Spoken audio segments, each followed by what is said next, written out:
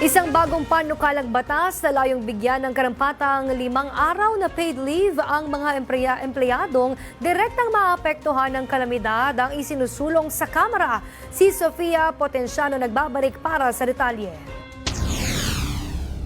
Inihain sa mababang kapulungan ang House Bill No. 4434 o ang Calamity Leave Law.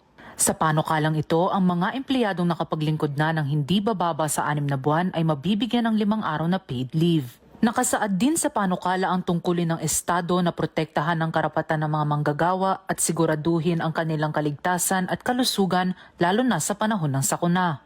Sakop nito ang mga manggagawa sa pribado at pampublikong sektor, maliban sa mga essential workers, maliit na establishmento at mga kumpanyang exempted o hindi sinama ng Department of Labor and Employment.